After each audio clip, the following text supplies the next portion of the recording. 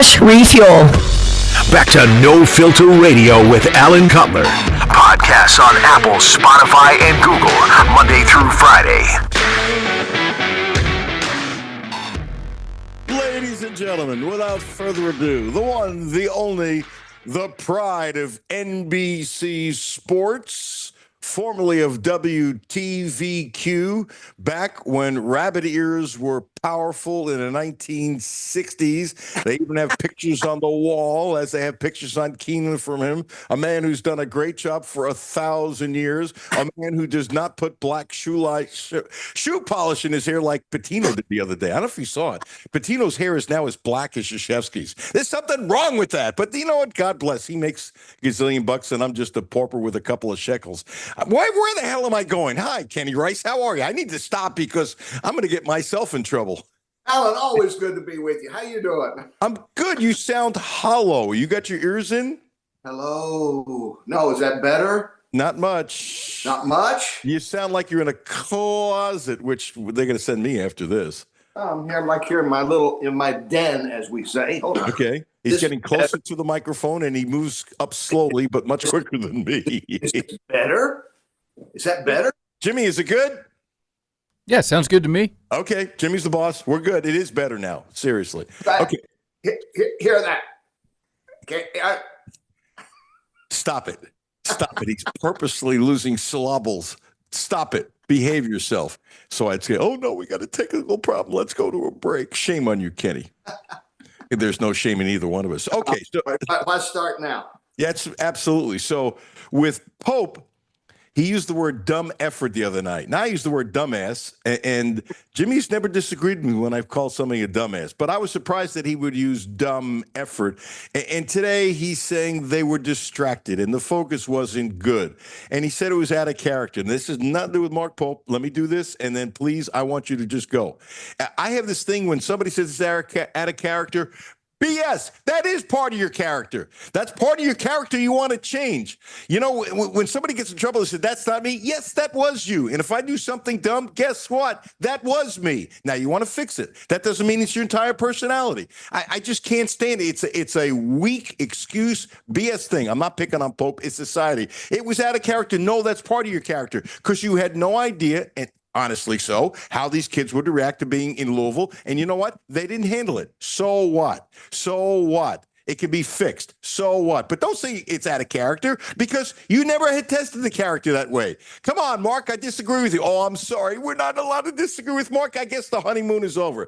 Boom. They were distracted. Why the hell were they distracted? Seriously. There's no reason to be distracted. You're 18, 19, 21 years old and you're playing in a packed house. The people don't like you and you get to play basketball and you're distracted? What? It's your rivalry. You're distracted? That's just BS. It's just total BS. Now, they fix it, that's fine. But semantically speaking, I know Pope has lost more brain cells than I have, but his logic, I think, is absolutely unequivocally ridiculous. Mr. Kenny Rice, NBC Sports, tell me you agree or disagree.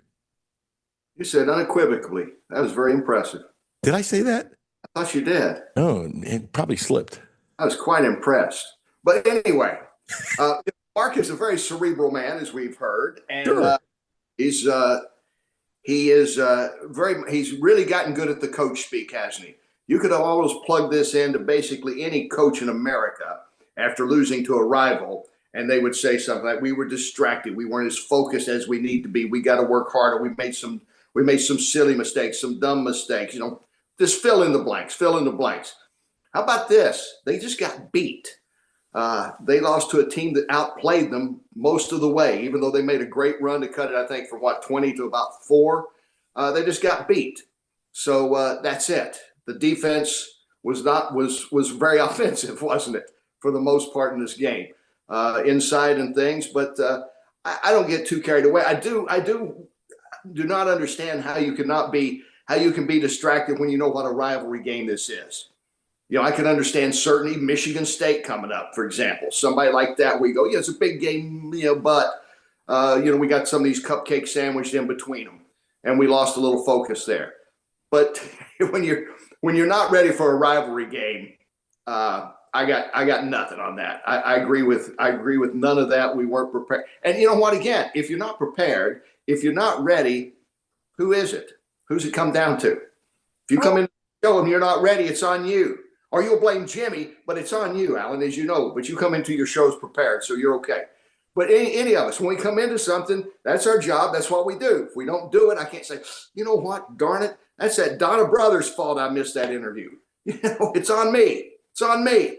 So just go out there and do what you're supposed to do. In this case, have a better game plan. And I think they will. I think they will. I don't think it's the end of the world. It's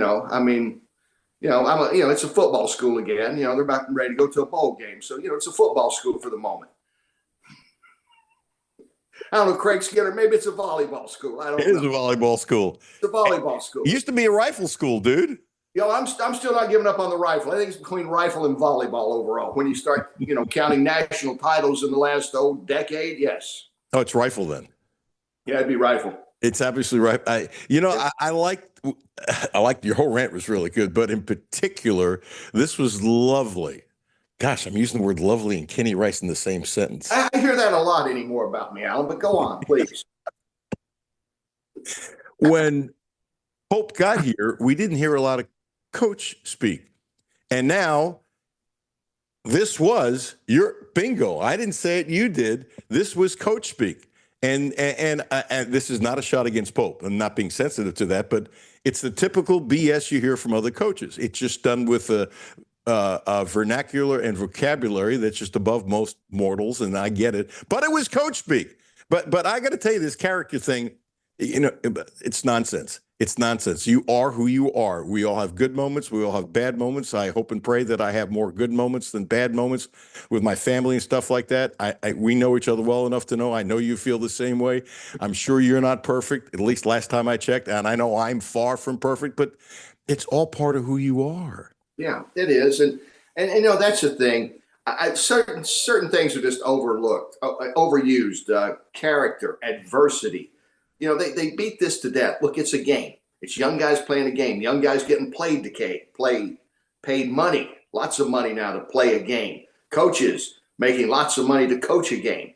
So a little perspective on that. I realize there comes pressure with that, and social media especially pressure with that. But let's not overdo it. It's an early season game. They blew it. They didn't play well up there. I'm not saying they weren't prepared. They didn't look like they were prepared on defense, especially early on. They made some adjustments, not enough. The small ball lineup worked. We'll see what happens down the road. But let's not, and I think that's the only way to address this. And if I were coaching, I'd say I make a lot of money. Our players, they got like a $20 million payroll. Is that correct? I hear that number floated. I don't know. You know this stuff. I mean, I come to you for this. I hear rumors. Ben Roberts did a really good story. Yeah, and he put a lot of work into it.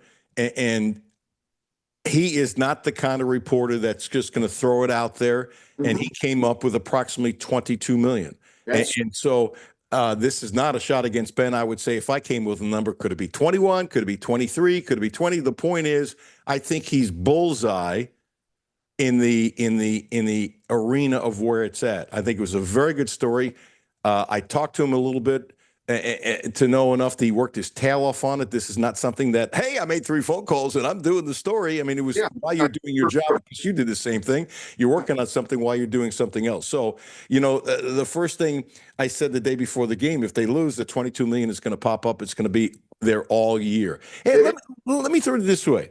I don't give a crap what they say. I really don't, because it's not that players lie, but players lie and they're put in a position to lie. Okay, so I'm not being negative towards kids. But if you keep on having $22 million thrown in your face, and these kids aren't stupid, they're on social media. Pope just said he's asked the kids not to use their phones, but he knows they're going to, and that kind of thing. He suggested it. But if you keep on hearing that you are the highest salaried team in basketball, this has nothing to do with Kentucky. I don't care who the hell it is. That puts extra pressure. I think this $22 million is like this chastity. When I'm looking for a word about it's like this weight around their neck that I don't think is going away. It's not going away. Wearing chastity belts, these young guys. That was bad. I was actually thinking of something else, and I'm glad Kenny. But the thing is, like the Dodgers. It's like the Dodgers. They were supposed to win it, right? You get the highest payroll, and let's face it, now in college sports, it's Who has the highest pay? Ohio State football last year. It gets down to that. Money matters. So when you're making that much, and we didn't even go back to Mark Stoops. Like I say again, if Mark was making $4 or $5 million, I think they would cut him a lot more slack. But he's making $9 million, so they don't. Yeah. More money, more expectations, and I think that's it with UK. And Mark Pope did a nice job selling this team before the season, and this is a nice team. They're going to be a top 10 team. They're going to make a run, and it's a long way. So I don't get too carried away with these early season games, even though it was the rivalry game with Louisville. And, maybe they'll meet again. I think if the NCAA, I don't know, the seeds will be so high for both of them, I don't think they'll meet early. But they might put them in the same bracket down the road because that makes for good TV. And, score one for Louisville this time. UK got it last year. Louisville gets it this year. I noticed the birds are still singing, the ones that didn't go south for the winter. So, life ain't that bad. I think the real key is can the football team go to a bowl game now? And as we talked about, 2-3 weeks ago, you and I both agreed that, we're talking all the data. Well, let's see if Pope is able. I'm getting my marks mixed up. I'm off the mark today. Sorry. If Stoops is able to maybe pull off 1 or 2 wins, and son of a gun, he pulls off back-to-back. They go to Auburn, and then they come back and win last week. And, that's pretty impressive. The man's in a position now to win his 5th one this weekend against Tennessee Tech, which he will win. And then they go into the final two games with that chance of a bowl game. I think he'll win this weekend. He secured his job for next year.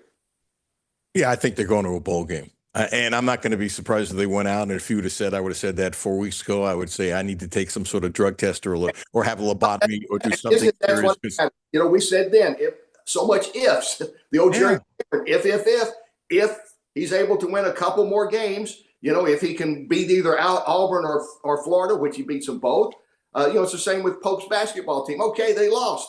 If they lose a couple of more big games early on, people will probably get a little more carried away, a little more excited. But right now, I don't think anybody should get too excited about these things. They're going to have a nice team. He's a good coach. He's got a lot of talent. I don't know how he can mix it all together. But again, that's why they pay him the money, not us. Yeah. It's his job to kind of figure it out. Let me throw something else at you. I think Pope made a mistake. Don't tease and say, I'm not ready to say the story. If it's a funny story, it's one thing. But he said in the pregame, there was an experience before the Louisville game that was out of character. Out of character for Mark Pope in his dictionary means there was a problem. Mm-hmm. Okay, don't do that, Mark. Seriously, don't do that. If it's like he had this funny things with JQ and chess and that kind of stuff and the thing with the license plates and stuff because nobody thought he was in trouble or you right. Your mind to think that. You knew there was something goofy there from his tone of voice. And it was kind of funny and goofy and whatever with taking the test. And that's fine. You can tease with that. But he should not. Somebody should tell him you should not say that your pregame experience before the Louisville game was out of character. That's not a good thing. And I'm thinking the worst. Probably it's not horrendous, but not to think something happened that shouldn't have happened, you're out of your mind. As a reporter, too, wouldn't you think that way? Don't say I'm not ready to say yet. I'm sorry, Mark, you need to shut up. Seriously, don't do it. Don't do it. I don't want coach speak, which we're getting now, which you aptly pointed out, Kenny, in your bullseye. You were right. But don't say something happened pregame before the Louisville game that was out of character. That's really bad. That's really bad because what you're doing is you're taking the imagination of people because these are Kentucky fans, just like it would be for Nebraska football too, by the way. And they're going to start thinking, what the hell does that mean? Am I wrong? Sometimes he shouldn't say something. No, you're right. I mean, why would you put anything you put out there? They're going to tear it apart, good or bad. Somebody's going to dissect it to death. In this situation, it's laid open for them. Yeah, I'm curious. So what was out of character? Did they have a wonderful moment where somebody got and said, I want to lead a team prayer and let's all hug? Was it that kind of out of character, wonderful moment? Or did they break up a fight? It can go to that, pick what part of the spectrum we're going to here. Right. And I think that's where it lays in the middle. It's the Epstein files of Kentucky basketball right now. Whoa! I just thought I'd throw that in. I've been watching a lot of political stuff lately. Go ahead. Oh, my gosh. All the speculation. Where were they?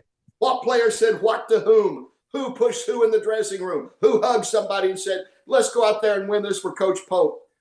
Who said, I don't think we have a chance tonight against Louisville? What were the things said? See, look at I opened a whole can of worms there, didn't I? Just like that. There are news producers, if any is listening, going, oh my gosh, we need to lead with this. This could be a story. And that would be the kind of thing if, like Kathy, who was our assistant news director, and she was. Oh, I know Kathy. Yeah. And she would say, hey, Alan, can you dig into this? And I'd be going, I dug into all kinds of stuff. Like, Kathy, nobody's going to talk. You're not going to find out. You just, certain things you're not going to find. Well, why not? Well, she should know it's just like a politician. Look at the things they say. And you try for, well, they got the political speak down. Coaches got their speak down. But it is interesting because he's a sharp guy that, and you know what? Then again, he is a sharp guy. Maybe he left it out there so it would mess with everybody. Maybe he wants them to stop and think about, wonder what did happen in there. What was out of character? We lost that game. What happened? Could it be out of character? Somebody helped a little old lady walk across the street. You would tell that story. To me, when he said out of character, it wasn't catastrophic. No. But something that shouldn't have happened. Yeah. That would be my guess, and it's all a guess. So I'm not going to say I'm right or wrong. I'm going to tell you I don't know. I'm just saying we'll get off this in a second. But he shouldn't have said it. Sometimes, you're behind a microphone and you say something you shouldn't say. Let me get to Lowe. Okay. He made a couple of wonderful passes for Duncan, that little pass in the first half. Yeah. That was great. And he sucked in the second half. I mean, he threw 2 balls away where the defender could read his eyes so easily, it's not even funny. Misses the front end of the 1-on-1. Dribbled the damn ball as a point guard out of bounds with 36.1 seconds to go. That was huge, that last one. All of them, but that was huge. Jacking up a 3 really early in the shot clock, and that goes back to, I think he was out of character. This is how I was in Pittsburgh. I want to show you that I'm there. It's a terrible shot. I don't care if it went in. You'd say, hey, great shot. It's a terrible shot. And I think it was 87-81. I need to look it up. Whatever. The comeback was going on, and Kentucky was getting momentum, and all this stuff is going on. And he missed the front end of the 1-on-1, and Louisville's legs looked tired. And then the crowd for Louisville did what they're supposed to do. They went crazy, and I think that energized Louisville. And I thought the game was over after that. I mean, so Lowe did a really nice job. Pope said today he's really sore. Maybe he played too many minutes. Maybe that was part of it. Maybe it was fatigue. I don't know. But all I know is when he played, as Dick Hoops-Weiss told me 2 times at that arena, when he played for Pitt, he was not very good. And his body language was awful. He looked uptight. He almost looked scared. He looked confused. Where in the first half, man, he had great body language. He was kind of moving. He was smiling and he's moving much better. It bothers me that in other words, if he didn't do anything good, but he wasn't bad, that's one thing. He was horrendous in the last 6 minutes. Now I hope he's great Friday night and next Tuesday. Every game is different. I'm not down on the kid, but you got to point out how bad he was. Well, Eastern Illinois is the catalyst game for Kentucky. Did you take a sarcasm pill with your vitamin today? No, I've never been sarcastic, Alan. Only when you speak, Kenny Rice of NBC Sports. You know what I thought about, though? You mentioned that, and honestly, I thought he was just getting tired in the second half. He did not have zip. To me, he looked like a tired player, which is understandable given the injury and sidelined for a while and getting back in game competition, juxtaposed to how he played in the first half because it was a different guy in the second half. You know who I blame? I'm going to stop you on purpose. You know who I blame for that? Pope. And I'll tell you why. It is his job. It's his job when he sees a kid tired, just yank him. And so I was concerned about that. And I'm going to segue to something else. Then I want you to go.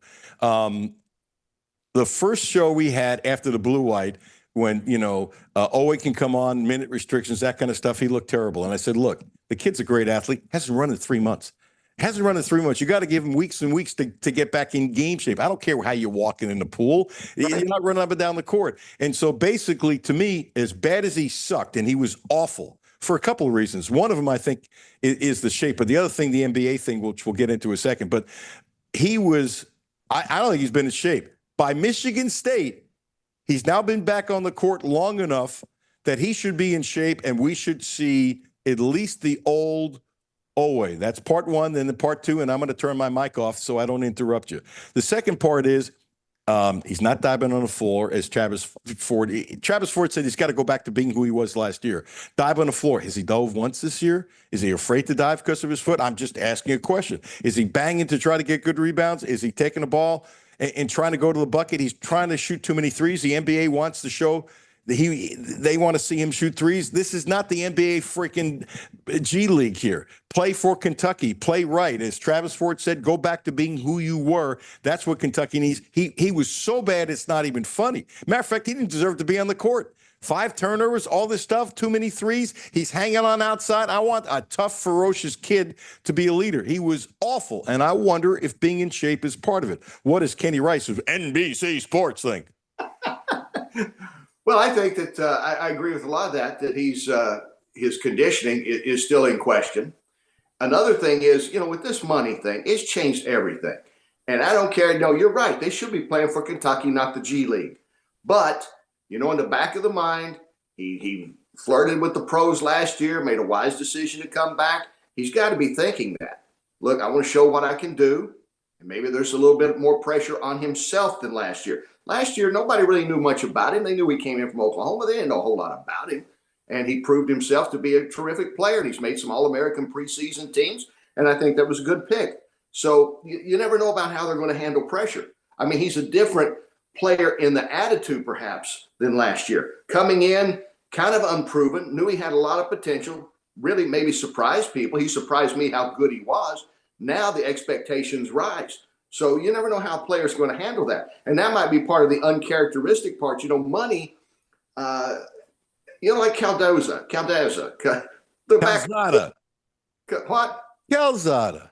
The guy that's gone. Or he's still there, but he's kind of gone. Anyway, now he got some bad publicity, and I don't condone what he did, but he's young. Good grace. I still make mistakes. I'm not going to jump on a 24, 25-year-old for being silly and flaunting his money, because it all comes back to this tie-in with all these athletes right now. And money. When you start talking about money, do I make more money than you? Look how much money he's making. You never know what's going on in people's heads. I mean, you really don't. I'm not trying to suggest that that's going on in Oweh's head, but maybe it is. I want to make more money. I want to be in the NBA. I want to be a first-round pick next year. You just never know what goes through their heads. And, to me, I think that like Kentucky football, look how they've overspent. They've managed money poorly. And we'll see how the basketball team's doing. Because as we talked earlier, these kids are hearing how much the money's out there to be made. And I think it's going to have an effect on them. And that's going to be maybe part of maybe that's part of the out of character of this Kentucky team. Maybe some of the guys have started talking money. I don't know. Let's throw that out there as one of the what if situations of being out of character. Guys like the gossip. Guys like the gossip just as much as gals. You're not your head is when a guy says, "Boy, those ladies like the gossip." Hey, you stop it. Shut up. Guys are just as bad as women when it comes to that. Let me tell you a quick story because I know you really like this guy. Keenan Burton, right after we started the show, was in the studio, and NIL wasn't what it is now, and it was getting bigger. I never saw it coming to this point when they were talking about it. It has just exploded. I think you're the same way. But the point is, he's one of the kindest leaders. Great heart, loved Andre Woodson, loved Woodyard, those guys have a bond that's amazing. And he looked me in the eye and said, "Look, let me tell you something. If I'm making $250,000, he says, now Andre's my boy. Andre did the show a couple weeks ago. He was great. Andre's my boy. But if he's making $500,000, and one of the reasons, he didn't say the only reason, which was I just because it's Keenan. One of the reasons he's making $500,000 because I'm making catches for him. I'm not going to be happy. I'm just not going to be happy." And when Keenan Burnett, one of the world's great kids to play for Rich Book, says that, and Andre Woodson, one of the world's great kids to play for Rich Book, says that, I think money is money. It doesn't matter how old you are. And I think it's affecting kids across the country more than we'll ever be told because no kid is ever going to admit it. It's got to be an issue. It's got to be an issue. It's got to be an issue. Yeah, and it's the wrong issue. That horse is already out of the barn. It's circling the track right now, and the NCAA can't bring it back. And they talk about, should we turn NIL and let government get involved? That's the one thing nobody ever wants. You want government to get involved in anything. No. So it's already a mess. And, go back. Well, when Oscar played at UK, remember there was rumblings about some jealousy on how much money he was making. Oh, I believe that was true. I don't think that was true. I think that was absolutely true. And so it goes back. And now when you get to the pro level, I think people understand it a little better. And if they don't, the rookies learn quickly about how it's divided up. Like in football, you're not going to make as much as the quarterback. You're not going, no matter how many catches you're making or how good your running back is. Your left tackle is going to be very valuable, more than your right guard when it comes to negotiating money. You learn those things. The same with the NBA. You're going to learn certain players are going to make more money, and that's just the way it is. And veteran players are going to get more respect and get more fouls called in their favor. And you learn that. But at this level, you're still talking about basically kids. I mean, these guys are 3-4 years out of high school. Some are just a year out of high school. And they say, hey, look, that new guy coming in is making more than me. And like you say, there's talk there. And anytime there's money, there's jealousy. You know that from the newsroom. When you were the highest paid man at Channel 18, you know the jealousy there. Hold it. And Bill wants to call up and say I'm wrong. He can kiss my you-know-what. Bill Meck is the highest paid person in that newsroom. Bill Meck always take care of those. Bill Meck was making more than twice what I made. Well, And you know what? I was underpaid. I'm just, that's my thing. But, more power to what he got out of the station. Well, seriously, where I work. Do you think I just caused some trouble here? No, I like that. When I was working telling the truth. When I was working local TV, there was always curiosity. How much this guy make? How much that guy make? I had a couple of people that resented that I might have made more than they did. And then there were a couple of people made more than I did, and I couldn't figure it out. But, I learned that's life. But, you're a little more grown up, hopefully, at that stage. You realize, hopefully. But now, again, when you're 22, 23, I was happy to make money at 22 and 23. I couldn't imagine if they had NIL deals for young broadcasters back then. Just a hypothetical of that, how nutty it would be if you see somebody making a lot more money. And, there's some guys that are probably making a lot more money than other guys on this team. I don't know how evenly divided that $22 million is. I don't know if the managers even get some or the equipment guys. I don't know. As a matter of fact, the managers had a deal under Cal. I have no idea about this year that they were making usually $50,000 or $75,000 each. You figure they'd give them some money, as they should. It was a separate deal. They got a separate deal for them. Yeah. Well, and they should. And if they're going to pay, they should pay everybody. Now, they're not going to pay everybody equally. And they shouldn't. There's some guys that are more valuable to this team than others. But you don't know how well they're going to take that. And like I say, the NIL, the portal, it's running college sports. And that's why they're talking about it like a gambling scandal, how people are how did they gamble? What? They're gambling on it. Why wouldn't they?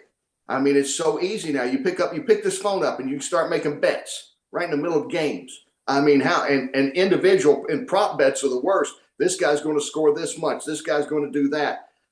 This guy's going to get this many hits. When you have things like that, it's just ripe for any kind of corruption. That's just the bottom line. They're just laying it out there, and it's really sad to see college athletics come that way. And I don't want to be a purist, and I'm saying pay the kids, but they should have had a cutoff, $100,000 cap. If you're making $100,000, you should be darn happy. If you're 22, 23 years old, you'll make more hopefully down the road. But this giving them all this kind of money, that's ridiculous. Give them $100,000, buy them a car. Okay, you want to have that? Fine, that's good. But the money, they've let it get way out of hand. And, it's gone from laundry money of $15, which I know is ridiculous. But, suddenly all this entitlement of how these are. And college education means nothing anymore. That's sad. Zero. They don't care about that. Are you going to go to the pros? That's all they want to talk to these kids. And I don't blame the kids as much as the whole system. They're just getting caught up in a system, which I'm sure is confusing to them. And, exciting at the same time. Can you imagine making that kind of money when you're 20, 21 years old? It's crazy. To go along with the fame that comes from playing in a program like Kentucky to start with, I commend them that they're not, running down the street, shooting off fireworks every night. It's really a heady stuff for these guys to have to deal with this. Got 1 minute. Something else in sports that floats your boat that you're ticked off that if there's something that you have some fire in Kenny Rice's belly. Well, I was hoping that the Dodgers would get beat, but that happened. You know why? Because they're the highest paid team in baseball, and Walker Buehler doesn't play for them anymore. But I was happy that Smith hit the home run. At least he's a Kentucky guy. So I could live with that. But, I kind of always root for the underdog. That's why I'm rooting now. And, I don't get too carried away with Kentucky football. I always liked Stoops, that. But honestly, I didn't think he'd make it. I didn't know this team would beat Auburn. I'm sitting in the Sky Club coming back from the Breeders' Cup last week, 2 weeks ago in San Diego, and I'm looking at the score at the bottom of the screen. It says Kentucky 10, Auburn 3. And I'm looking at my watch. I go, that game's got to be over. Well, what quarter is this? And then I see final. I'm like, what? What?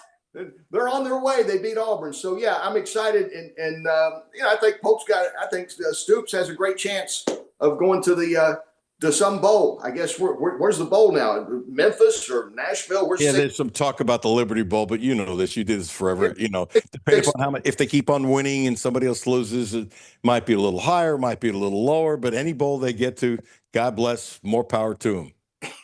And then next year, we'll all speculate how long does Mark have once again as he starts a new season. Well, if he gets enough money to pay Cutler and Miller and a bunch of these young guys, maybe not. Maybe not. And I have to believe that they will pony up money to take care of these young players. That if a guy like Cutler would leave, and he loves Kentucky, if a guy like Cutler leaves, I don't think it's going to be because of money, and it wouldn't surprise me if it's not the highest offer, but it's enough to say he's a Kentucky boy, he's loyal to this place, but loyalty has only, as you know, a certain level. If somebody's offering you $1 million, somebody else is offering you $4 million, and I'm not suggesting those numbers are out there, and it'll be more than $1 million, but numbers are out there. I could understand anybody leaving, but Look, Mr. Young Johnson had a bigger offer than Kentucky. Kentucky had to raise their offer a lot because their offer was too low. And this is stuff that I know now. I know, okay? And it wasn't the highest offer, but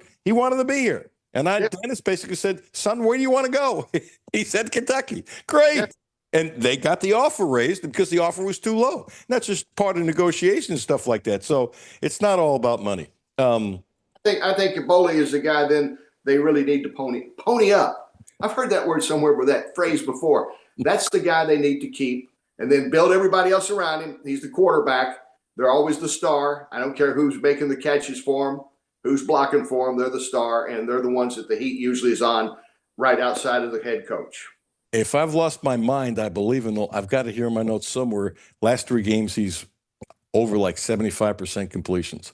You wonder, the only thing about this is, I think the thing that some people are back in love now with the program, but the one thing that's really makes you question is why in the world did they spend that money to bring in a 7th-year player? Could nobody not see Boley's potential in practice? I mean, they're seeing him every day. Again, it's like, that's uncharacteristic, isn't it, Alan?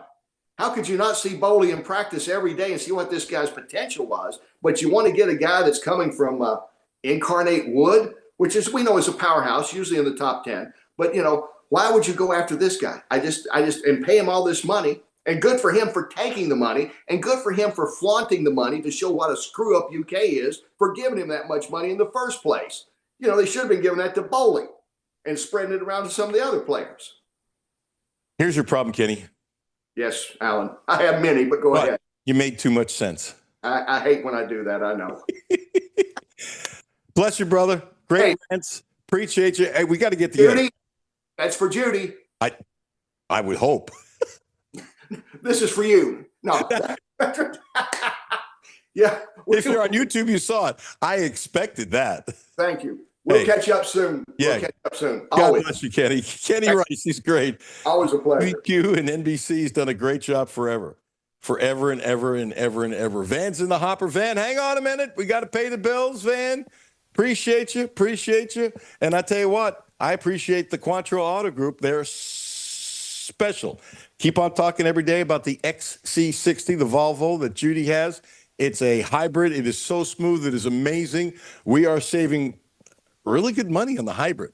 I kind of figured it out, and it looks like it's about the same way. We might end up saving a couple payments a year by having a hybrid. And after 41 miles, it goes to gas, and that's okay. You just plug it in, and boom, overnight, it's a beautiful thing. That's how it works, and it's been great for us. Now, they've got the Cadillacs, they've got the Subarus, they got the Volvos, and don't forget about the Outback Subaru.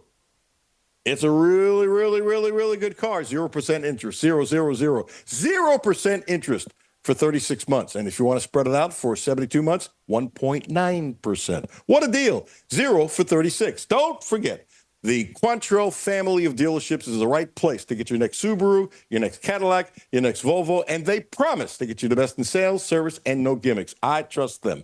Van Hiles coming up next. Alan Cutler, 1300 AM, 92.5 FM. No Filter Radio with Alan Cutler, brought to you by Quantrell Auto Group. QuantrellForLife.com. Hi, this is Alan Cutler. Have a no-filter comment? Hit the text line, 859-381-1313. 859-381-1313. This is Brent Clark with my daughter, Carlisle. We want to help you get ready for the holidays. So if you are just headed around the block or far away, stop in, gas up, and get some yummy treats for the car. Check out our holiday specials, including Old Trapper Jerky 4-ounce bags for $8.99 and assorted Snickers standard size candy bars, 2 for $3. So no matter where your holiday travels take you, stop in any Clark's Pumpkin Shop and get stocked up on holiday candy, and thank you for being a customer. Clark's Pumpkin Shop. Return, refresh, refuel. Hi, this is Alan Cutler. The Quantrell Auto Group has a great deal for this month. Subaru. The Outback is special, so check this out. 0%. That's right, 0% interest for 36 months. And if you want to spread it out to 72 months, 1.9%. What a deal. 0% interest for 36 months. Don't forget, the Quantrell family of dealerships is the right place to get your next Subaru, and they promise you the best in sales, service, and no gimmicks. My name is Terry Schultz, CEO for the Rutherford County Area Habitat for Humanity. Republic Bank has really been a game changer. They have invested not only financially, but time to really listen so that we can move our mission forward. What I like about Republic Bank is they've come in asking, what are your needs? And I don't know that you get that any other place. That's Terry's story. Now let's get to work on yours. Republic Bank. Time to thrive. Member FDIC. Houchins Insurance Group is proud to partner with Auto Owners Insurance, a company that provides opportunity for independent agents to make insurance simple for their clients, offering risk management services that range from a renter's policy for your college student to home and auto coverage for your entire family. Houchins Insurance Group assures you that nobody works harder to keep you protected from life's uncertainties. Reach out to AJ Boss or Zach Bennett at 859-263-2771 to see if Auto Owners Insurance makes sense for you. W223CV Lexington. ESPN Sports Radio 1300 and 92.5. WLXG Lexington and LM Communications Broadcasting Station. The only no-filter sports show in Kentucky. It's the Alan Cutler Show with award-winning TV sportscaster Alan Cutler. Yeah, no, I've made a big improvement on that. You know, getting the ball out, getting in guys' hands, allowing them to make plays, and stepping up when I need to, and creating vertical runs for sure.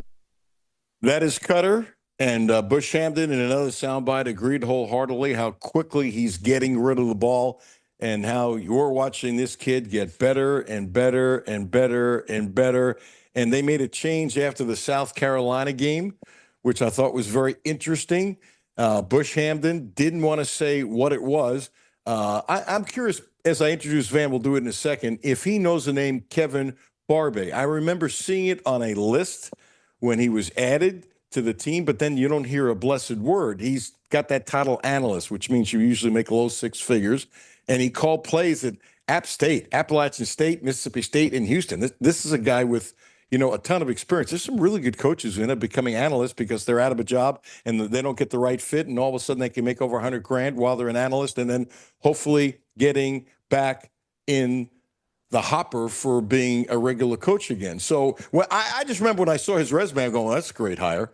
I mean, seriously, because those are states where the offense has been good, and I did a little work on him and said, this is a good guy. And after that, honestly, I just totally forgot about it. So here's the thing. Then I want Van to let me introduce him, and then I want him to respond. Something happened after the South Carolina game, and Kevin Barbay said something to Bush that made him change everything. He said he didn't want to say what it is. He wanted to keep it to himself. He was trying to give him credit, which he should. But maybe we all need mentors, and somebody who works for you can be a mentor, can give you advice. That's not a knock against Bush. That's actually smart. Talking to the people that you trust around you where you get better ideas and stuff like that. Look, Mitch Barnhart was told about, Kenny Brooks. Somebody walked in his office, I'm going blank who it was, and said, hey, take a look at hiring Kenny Brooks, okay? And that doesn't mean it's bad on Mitch because he didn't first suggest it. No, it means it was smart on Mitch, listening to his people. Then they did the homework, and then guess what? Kenny Brooks was a slam dunk. In other words, if you're an executive, you want your people to recommend things to make you look good and the organization look good. So whatever it was, but since the South Carolina game, they made a change.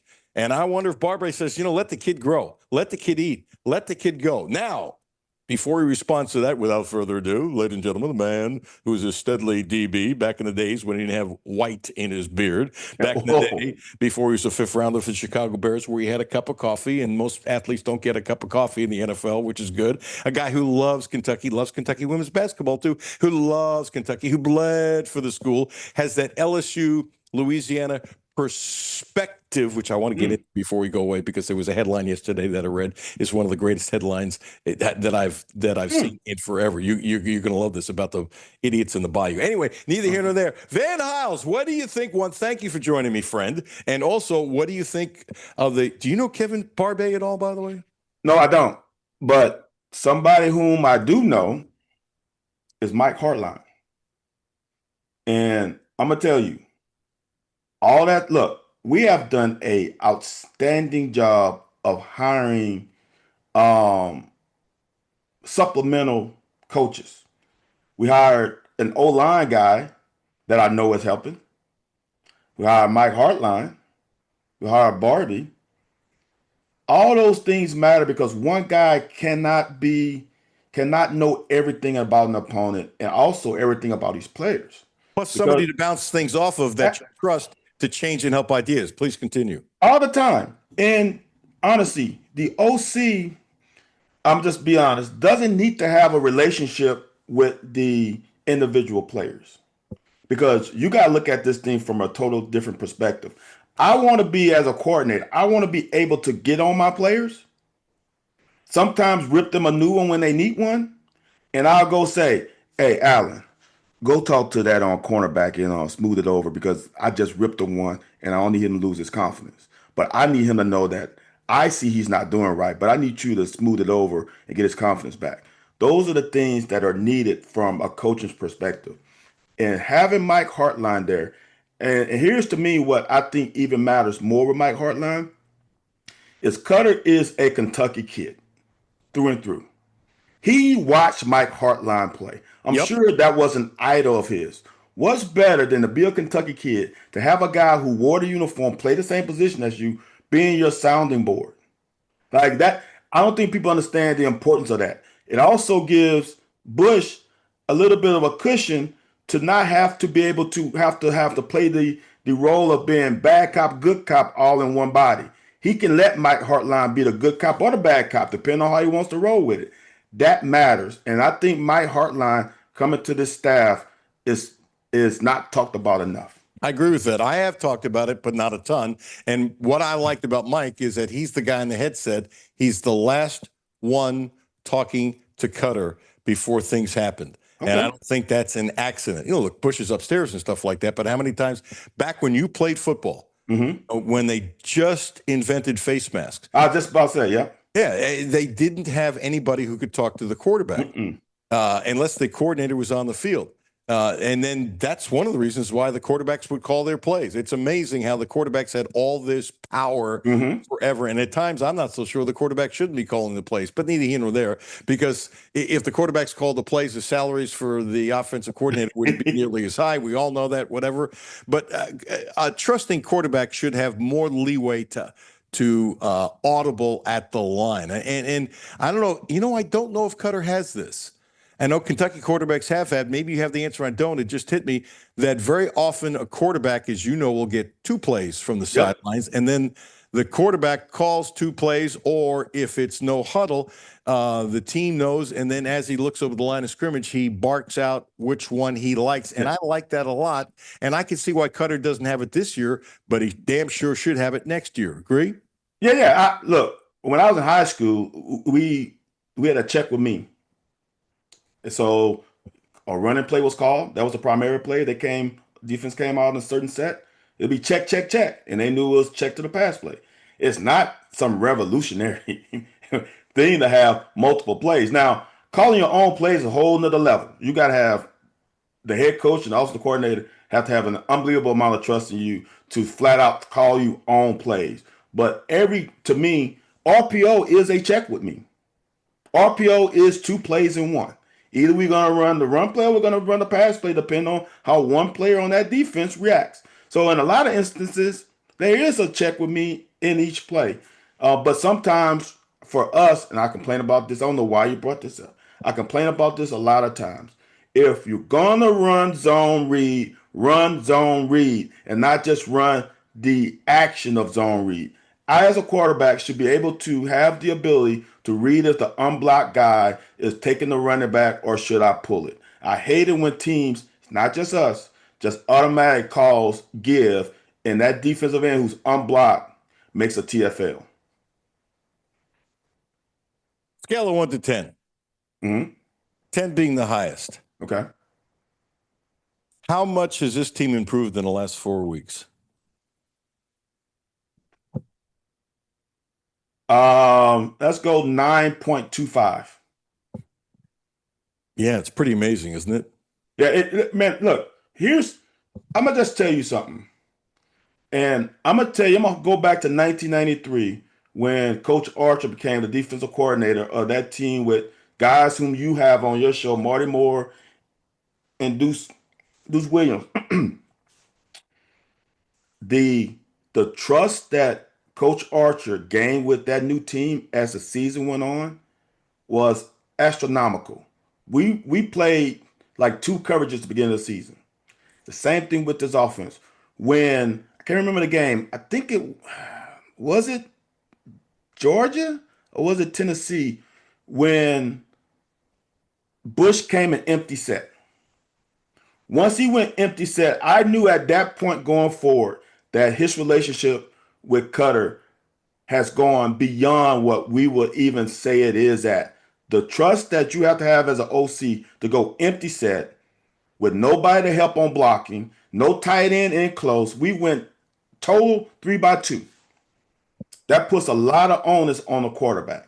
And so that meant to me that in those weeks in South Carolina, we also had 2 bye weeks, which also helps. There was a lot of trust created between those two. And now this offense, I'm telling you, what's so great about this offense is it's great for a defense because now the defense knows I don't have to be perfect. They're allowing Cutler to make some very mature NFL throws, throwing it over the shoulder on the opposite sidelines. It's some of the most difficult passes for any quarterback to make. And when they started doing it, I was kind of surprised.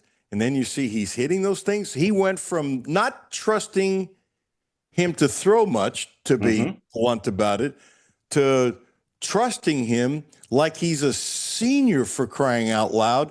But some of these routes are not simple routes for the quarterback at all, and some of them need more time, which is a compliment to the offensive line. I mean, the metamorphosis, the change in this kid is it's past remarkable. It really is. Look, I had a revelation during the game, and Vandy is what Vandy is because of Diego Pavetta, and not just offense. Pavetta. That defense feeds off of that arrogance and cockiness. That defense has become, during the season, kind of edgy and cocky. Cutter Boley is our Diego. He has the swag. He does the money sign after the whole Calzada thing. He oozes that aura. A quarterback changes the temperature of a locker room. And I'm telling you, that defense now can play a lot looser because now I know right now if I make a mistake, that guy has a chance to come back and rectify the issue or mistake that I made on defense. I don't have to say, oh my God, we gave up a touchdown. It's over. We gave up. The opponent scored 17 points. Oh, what are we going to do now? We're going to have to create a turnover. Those days are over. You have that other side of the ball that can get, hey guys, I'm going to pick y'all up. I got you. And you believe them when they say it. I was amazed, and I don't know who these kids were. I don't admit you might, but not 1% of the audience knows who these kids were. You got two guys who ended up going out who need season-ending surgery. Ugh. And you got at least three guys out. These are all veterans and really nice players, and they're leaders, and they've put in their time. And I'm watching these kids come in, and I'll be blank. I'll be blank honest. I had to look at the roster to saying, like the Scott kid, who the hell is this? And I did it with a couple of players, and they were really good. I mean, it's not like they were going against the Sisters of the Poor. They were going against Florida, and they were aggressive and right for it. And I was amazed that they had these kinds of kids sitting on the bench without getting much experience, being forced to play. It's one thing if you're getting a couple snaps, as you know. It's one thing if the game is over, it's lopsided, as you know. But they were forced to play against Florida, and they were really good. And I remember what Brad White said. He said it was the best group of young players that he's had. And I don't remember if he said since he's been here or for a long time. I'm sorry, I don't remember, but it was one of the two. And the point being is I kind of went, oh, he's not the kind to say that unless he means it. So, and now you're seeing some of these kids come out and going, holy mackerel. I'm going to be honest with you, Mr. Cutler. Early in the season, Toledo, Eastern Michigan, as a former defensive player whom your legacy is based off of basically your stats.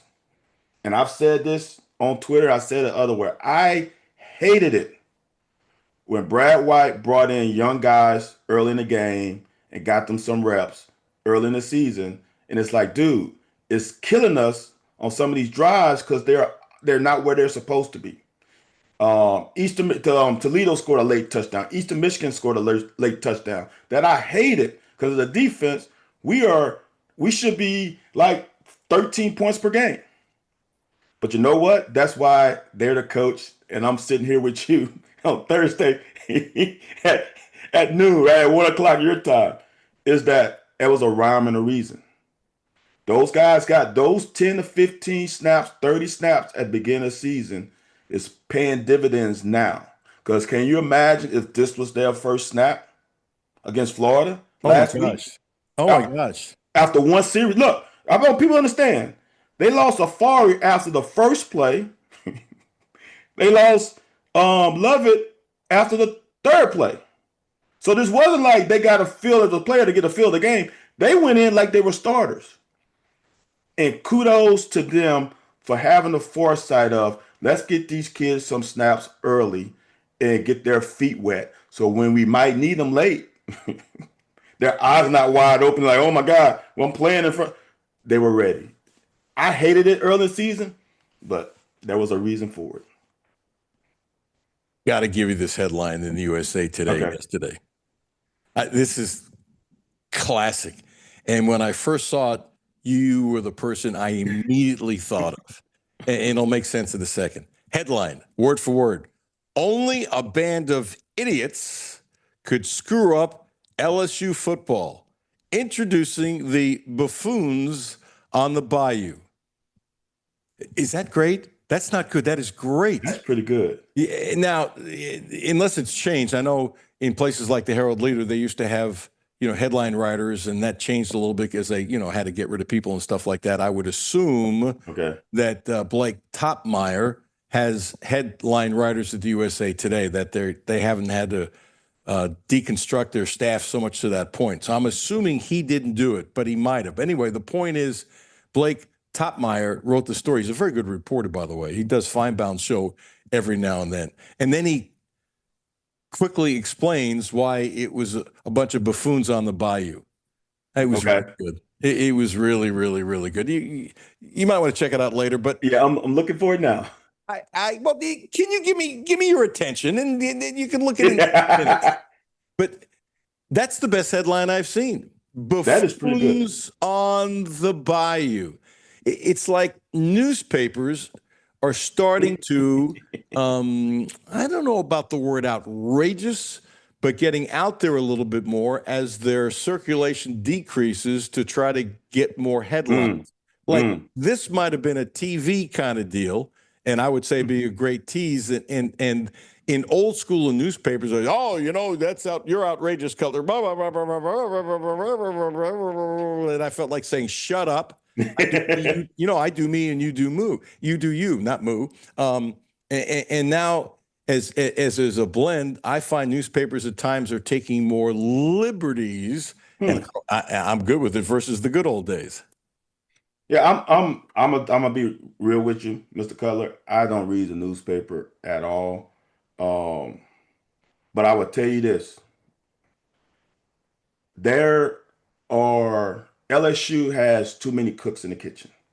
They always has, because the boosters, the great thing about LSU is the boosters are not as upfront like at Texas A&M, for example, but they control too much sometimes. And here's the thing with LSU. It's a simple job, y'all. And I'm going to say this. Anyone can win at LSU. When Ed Orgeron won a national championship at LSU, anyone can win a national championship at LSU. This is what you need as a vetting process as a coach. You ask him, what's your relationship and what's your policy on high school football coaches? What's your plan? If he says high school football coaches are the most important thing for this program, he will win at LSU. I'm telling you, 95% of high school athletes in the state of Louisiana, guess who they want to play for? LSU. LSU. That's it. Period. Period, point blank. The guys who go to Tulane, La Tech, and Lafayette, you know why they go there?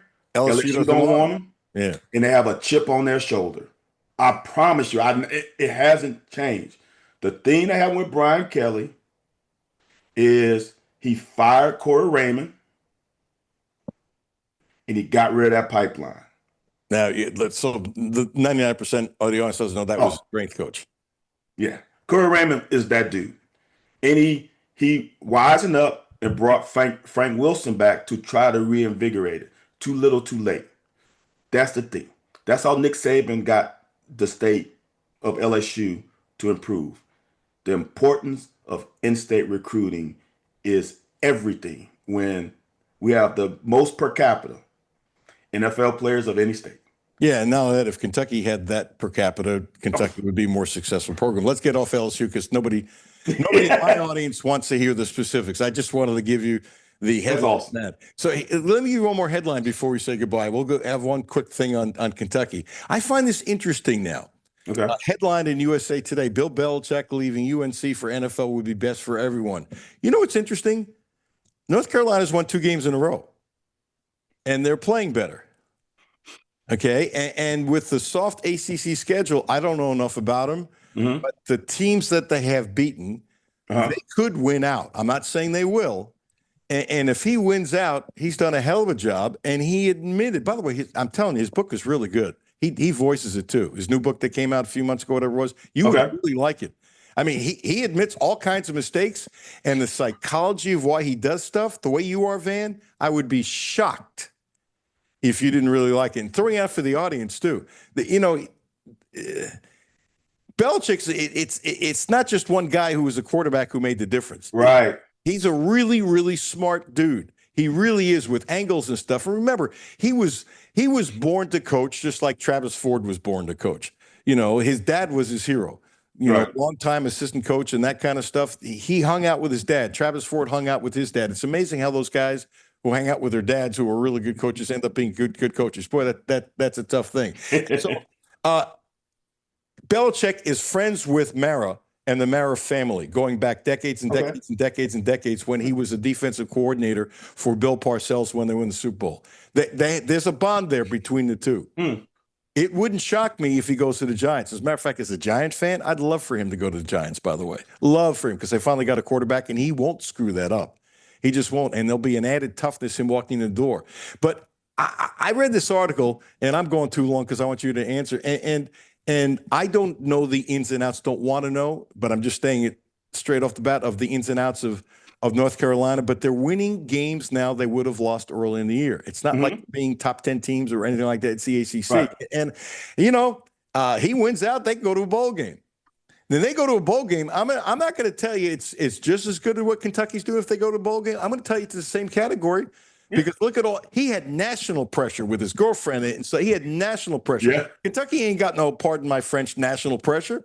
No. You're kidding. They're an afterthought nationally, and I get it. It's not basketball. I'm not knocking Kentucky football. So I looked at this and I read the article. I'm going,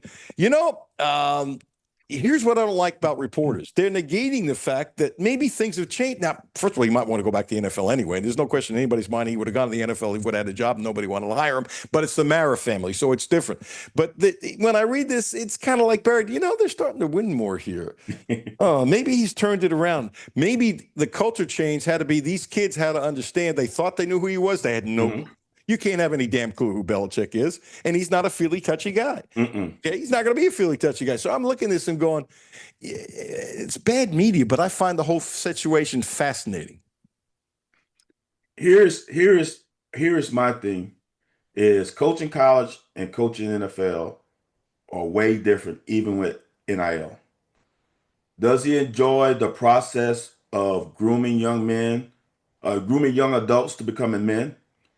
Or is he willing to deal with all of the outside of the football building issues with academics and et cetera, et cetera? Does he enjoy doing that? Does he enjoy recruiting? Recruiting is different than the draft. If he does, then he's going to stick with college. If he doesn't, he's going to hurry up and go to NFL. I think if the Giants call, I think he's gone no matter what he thinks North Carolina. I got 2 words for you. Bless you, brother. Appreciate you. I enjoy the conversation, seeing more white getting in your beard. You're getting a lot more white in your mustache now. Yeah. When you first started doing the show with me, your mustache was not nearly as white as your beard. It's changing. And so you're joining my generation now. Just thought I'd throw that in there. Hey, every time I say I agree with you, I grow 3 strands of gray hair. I'm surprised there's any black in your face. Get off my phone. All right. Hey. All right, Jimmy, have a good one, man. See you, man. You never say goodbye to me. What about me? You don't matter. Jimmy runs the show. Without Jimmy, nothing goes on. Without Jimmy, I'm screwed. There's no doubt about it. When you say you don't matter, you've been talking to my wife? Get out of here. I'm not going to go that far. You guys have a good one. Bless your fans. See ya. Somebody else who likes to bust my chops. Well, Kenny Rice likes to bust my chops. Van likes to bust my chops. Christian Alt likes to bust my chops. Is there a theme here, Jimmy? It's Bustin' Chops Thursday. Well, that's actually really good. You know what? The next time I line up 3 guests that like to bust my chops, which could be many days, but if they're all like that, we should have a Busting Chops Thursdays all the time. What do you think? You might have had a great idea. I don't think it would be too tough because most of your guests do kind of enjoy, as someone who's here listening for every show, they do enjoy busting your chops almost every day. Yeah, there's only one thing I'm going to disagree with you. You said kind of. They enjoy. They do. They do. They do. Christian Alt coming up next. Hey, if you need some help in your house, electrician, only one place to go. And please use my name. Please. It helps out tremendously. I'm trying to help them, and you can help us when you call. Say, hey, I was listening to the Alan Cutler Show, 859. Elliott Services, 859-255-5788, 859-255-5788. Elliott Services. They've taken care of us, which means everything to me. And when somebody is that good taking care of me, I'm happy and honored to try to help them back and try to get them business. They are worth it. They are really good. Elliott Services, 100% employee-owned, licensed, background check, non-commission-based technicians. The success of the job, success in the company. Residential heating and air conditioning services in any capacity. Home generator services including any capacity. Sales, replacements, it doesn't matter. Electrical handyman services. EV charger installation maintenance. Boy, did they take care of us. Heating and air preventative maintenance programs through multi-point inspections, voice data, Wi-Fi solutions, underground utilities. You get it. Whatever you need. HVAC solutions. Electrical renovations and fix-up. Service and installation, whatever. Elliott Services. Thanks to my friend who I talked to today, Chuck Ely. He's a great dude. He really is. They care. He's got great crews. They take care of us. They'll take care of you. Elliott, 255-5788. Christian Alt coming up next. Alan Cutler, 1300 AM, 92.5 FM. No Filter Radio with Alan Cutler, brought to you by Quantrell Auto Group. QuantrellForLife.com. Hi, this is Alan Cutler. Have a no-filter comment? Hit the text line, 859-381-1313, 859-381-1313. Houchins Insurance Group is proud to partner with Auto Owners Insurance, a company that provides opportunity for independent agents to make insurance simple for their clients, offering risk management services that range from a renter's policy for your college student to home and auto coverage for your entire family. Houchins Insurance Group assures you that nobody works harder to keep you protected from life's uncertainties. Reach out to AJ Boss or Zach Bennett at 859-263-2771 to see if Auto Owners Insurance makes sense for you. Hi, this is Alan Cutler. The Quantrill Auto Group has a great deal for this month. Subaru. The Outback is special, so check this out. 0%. That's right, 0% interest for 36 months. And if you want to spread it out to 72 months, 1.9%. What a deal. 0% interest for 36 months. Don't forget, the Quantrill family of dealerships is the right place to get your next Subaru, and they promise you the best in sales, service, and no gimmicks. I'm Kathy Binkaman. Over the holiday, there was an attempted fraud attack. My personal banker, Mary Rose, and I networked together, and the first thing that I thought of was I have to text her. And it was just within the next few minutes, there was an entire team that came together collectively. And that's just not the type of service that you typically get from your bank. That's Kathy's story. Now let's get to work on yours. Republic Bank. Time to thrive. Member FDIC. This is Brent Clark with my daughter, Carlisle. We want to help you get ready for the holidays. So if you are just headed around the block or far away, stop in, gas up, and get some yummy treats for the car. Check out our holiday specials, including Mentos or Trident Vibes bottle pack gum for $3.99 or Uncle Ray's potato chips 3-ounce bags for $1.99. So no matter where your holiday travels take you, stop in any Clark's Pumpkin Shop and get stocked up on holiday candy, and thank you for being a customer. Clark's Pumpkin Shop. Return, refresh, refuel. Back to No Filter Radio with Alan Cutler. Podcasts on Apple, Spotify, and Google, Monday through Friday. When he is what we call climbing the pocket, when he is moving up in the pocket and making vertical runs when things aren't there, that's the critical part of his game, and I think you saw it. I know there's a lot of great plays in that, but from the standpoint of being there with him for the last 15 months, the vertical run on like 3rd and 8 that he had, I believe in the first drive of the second half where he extends the drive, he's got that big arm, as we know. He's an old school, prototypical pro-style guy, but he's got enough running game that when he continues to add that, getting the ball out of his hands quick is something we've worked on a lot, but that vertical run ability has been critical. Bush Hampton has always, way before he came to Lexington, Kentucky, he's been big on not quarterbacks running all the time. Although he had a guy named Green who's now at Arkansas, you can run him all the time because he's just an athlete on a stratosphere level that's just kind of crazy. But generally speaking, he likes quarterbacks to run because it screws up the defense. And what better person to ask about defense being screwed up when you don't know what the hell the quarterback is going to do or run or pass? Studley, linebacker at Kentucky, number 2 all-time in tackles. You had over 25 tackles. Was it against Tennessee? What was it? Get it right, 28. 28. Against Tennessee. Against Tennessee. I like how you said, I knew it was 28. I was going to see how tough you were to me. Get it right, Cutler. Get it right. You're already fired up to come back to me. Jimmy had a great idea. All 3 guests today are friends, and all 3 guests today like to bust my chops. So maybe this should be Busting Chops Thursday. Who was your other 2 guests? Van Hiles, who loves to bust my chops. Kenny Rice. Okay. Who loves to bust my chops. I know him. Oh, Kenny's great. Yes. Kenny covered you back in the day. Oh, yeah. Yeah. I think he still owes me like $5 or something. If you see him, get it. You know what? I'll text him, and he should buy you lunch. Just look at this one. If the $5 after so many years, isn't that worth lunch? Oh, sure. Most definitely. Yeah. We have fun. We have fun at lunch. Oh, yeah. I'm the type of person, I'll crash a party, wedding party. As long as they got a cheese tray, I'm a... The price is right. Yes. Free. Yes. I should have looked up the numbers in a break, but in the last 3 games, Cutter's thrown over 75% completions. It's good. It's It's past good. It's freaking remarkable. It is spectacular. But can you feel the momentum on that UK football team? Because I can't sleep because I'm waiting for the Louisville game. I know I'm overlooking Vandy and everything like that, but we lost to Louisville yesterday, and if they basketball team lose, the football team usually wins. Correct? Yeah. Yeah, I'm happy. I mean, because when I was at Red Mile and stuff, and it was packed with Louisville fans on one side and whatever. I just said, okay, that's fine. We're gonna sweep you out in all sports. I said, nah, I don't think so. If you look at your history, and always remember your history, because if you don't, you're doomed to repeat it. We're gonna whoop that butt. Yeah, I'm amped. I'm amped. You're amped. So Travis Ford yesterday, I don't know if you heard it, but he was I great. saw it.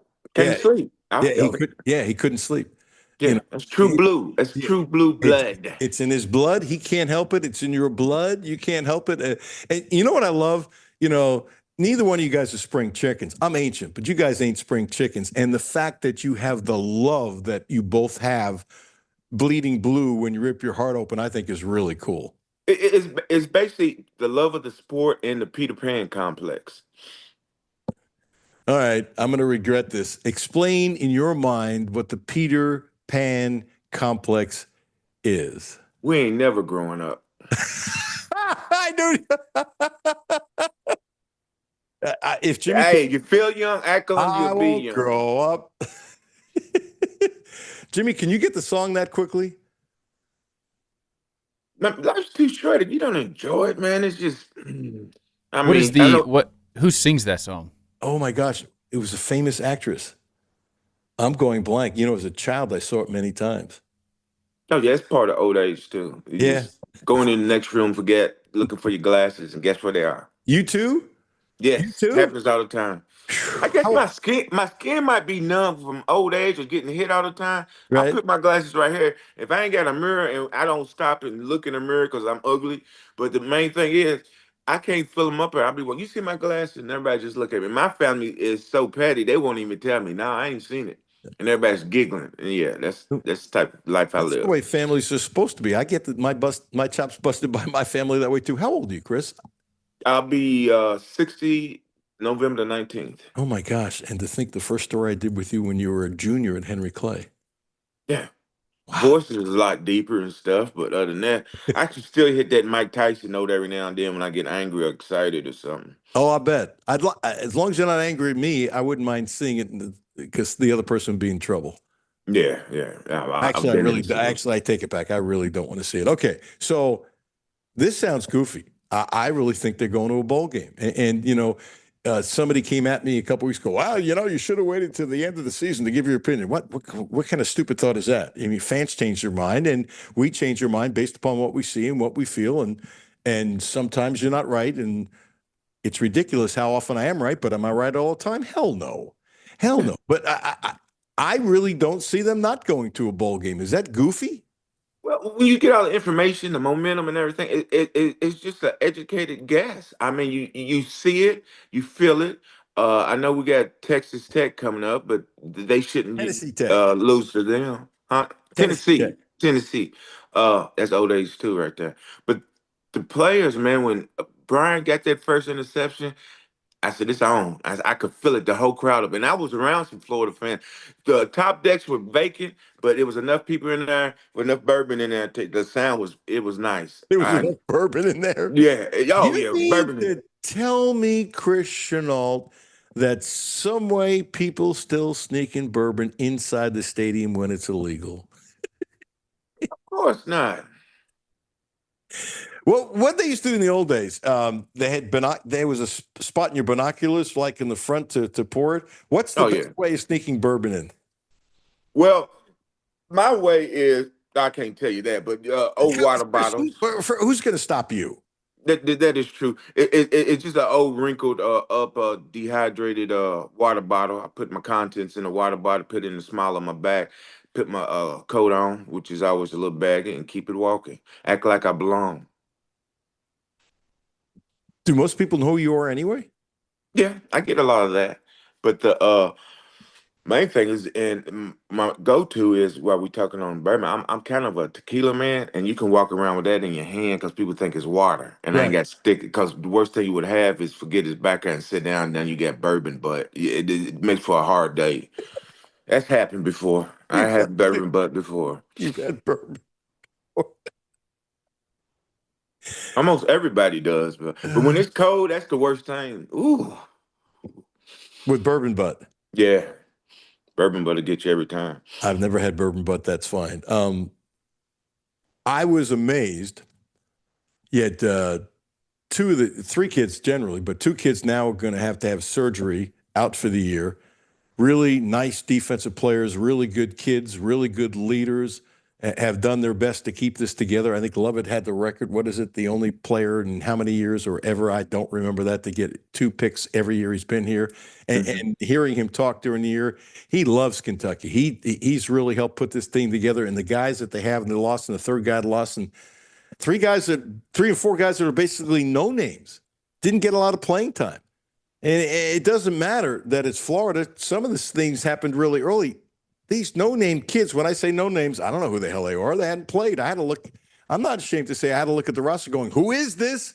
I mean, they got some young kids that were really, really, really good. Didn't miss a beat. I mean, aggressive hitting, taking first steps right away. I was staring at some of these defensive guys up in the press box. I'd have watched it again, but because of YouTube, didn't have it, but I often watch a game a second time if I go to the press box. The point is, they got some really good young players. We didn't know who the hell they had. Yeah, I like when you said when they take that first step. That's basic sound fundamentals. That's why I said Stoops. He teaches them the basic fundamentals, and they are fighting for their lives for him to make sure he gets off that hot seat. And I think that's great, man. They just you've got to pay attention. And they say they don't look at social media. Yeah, right. No, they do. They know. Yeah. Oh, They all yeah, yeah. know. Everybody. Yeah. It's yeah. But the thing is, and I watched one play. I forget who it was, and they said the love for the coach.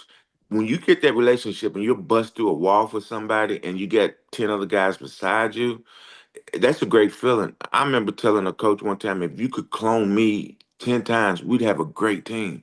And he told me get the hell out of his office. But that's a different thing. You Who was gotta the coach? I think it was Sheridan, the offensive line coach. Why would he not be honored that you would say that?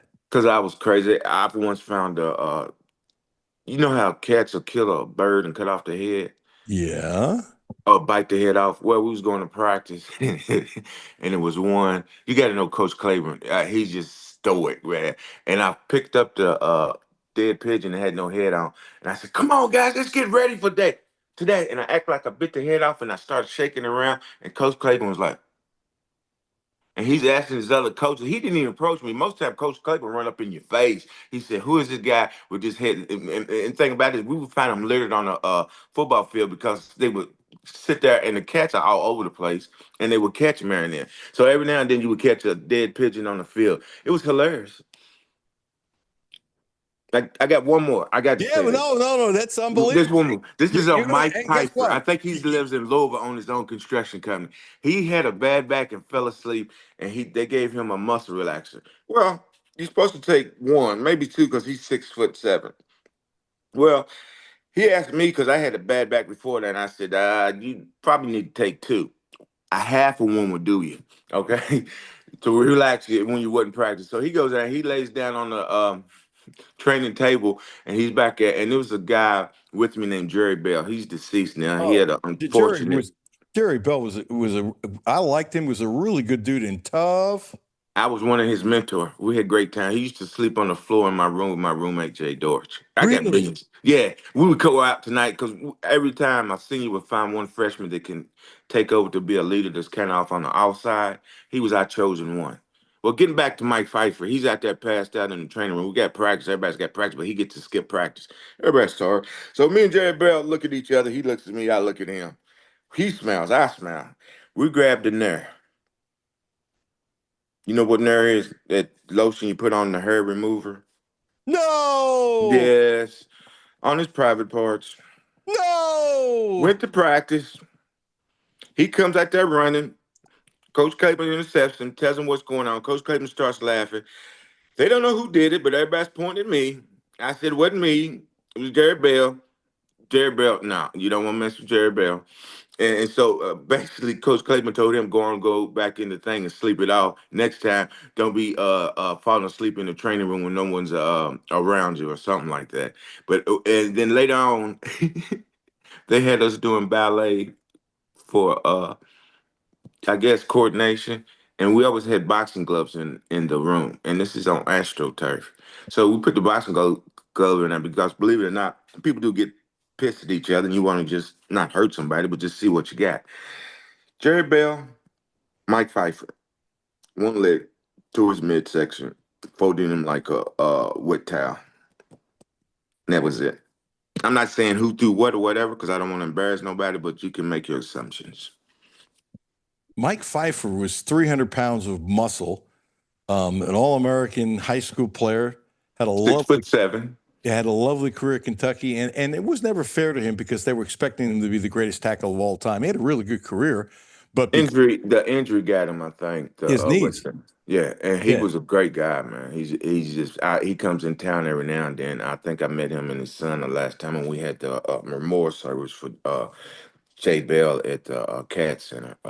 We all still get along, man. As soon as we see him, he'll probably when next time he see me, pick me up by my throat because I told that story. And I might embellish some parts, but that's the way I remember. And since there was no social media around there, yeah, that was the story I'm sticking with. So let me get this straight. Pfeiffer is hung over on the training table. Okay. Yeah. And he doesn't know what's going on. And you come in and put what on his where and hair removal on his private parts. And did he it starts to heat up if you don't get it off real quick. Did he get it off quick? I don't know. I didn't go inspect it after I was running. I ain't saying I was guilty, but I was staying out of the way of a 6'7" guy. You were an amazing man. Ooh, that was fun days. That's when football was football. You could actually say some stuff and people might get offended, but it was just go back and forth. That's how we bonded, man. Because everything it was no filter. Seriously. And you loved the guys for being who they were. I got 30 seconds. Last comment. Literally 30 seconds. Give me your last comment on football. The great stories, Chris. You never cease to amaze me. And as time goes on, I bet there's at least 10 more coming. Oh, you got to see me when I'm in my spirit moment. That's water, by the way. I was just saying that something else there. Got 20 seconds. 20 seconds. Basically, as far as the football, the UK program, they're rebounding. And the thing about it, if we had came together and we would have beat Ole Miss and we would have beat Texas. We're not that far away. So give the man a second chance. And if he wins out, I think everybody should quiet down the tone so we can get these recruits in. People listen to recruits and other people are going to use that against us. We're coming back. If we went out and go to a bowl game, you think we ain't going to hit that momentum? And all we got to do is pay our home guys first. I know everybody's going to be in that transfer portal, but we got a great quarterback. We got a homegrown talent. And give the money to the people who love Kentucky and not just shopping around for a paycheck. That's how you win programs. That's a great comment. That's a great comment. But the clip of the day is going to be that other story. No, almost definitely. Let's have a great day, people. Bless you, Chris. You're the best. Too. God bless. Jimmy, it's amazing what he comes up with, isn't it? The stories just get better every time. For the last 2 years, it's not just the last couple times. It's been every time he's come on. I think the first one was we talked about eating boogers as a kid. Yeah, I still remember that one. Yeah, how could you forget? Can you find that, or is that no way you could find that? It's in here somewhere. If you could find it, could you add it to the saves? I think we're going to have Actually, yep, I've got it right here. Okay, I'm going to add it to the save list because we're going to have a day next week. I think we're going to pull out 4 or 5 of these. Because the audience changes, it grows and stuff like that. That booger story was just absolutely incredible. And I'll tell you what else is incredible. Elliott Services. Elliott Services, 859-255-5788, 859-255-5788. Employee owned. Need work done? An electrician? Wow, they were spectacular for me. Chuck Ely has taken care of me twice. He sent a crew over. Our garage was a mess. Electrical system was a mess. I was worried about a fire, and he took care of us. Young people, polite, did the job, cleaned up the whole thing. Yes, sir, no, sir. They were great. So I can't recommend any higher. 859-255-5788. 859-255-5788. They do anything. Residential heating and air conditioners, selling, battery repair, doesn't make a difference. Home generator services, home electrical handyman, EV charger and installation maintenance. Boy, do they take care of us. Heating and air preventative maintenance programs, voice, data, Wi-Fi solutions, underground utilities, service and installation of anything. Split systems, gas furnaces, ductless mini splits, whatever. HVAC systems, renovations, Elliott Services, 255-5788. 255-5788. And don't forget about my buddy, Ramon Carriega at Blue Lotus Health, 859-533-0914, 859-533-0914, acupuncture.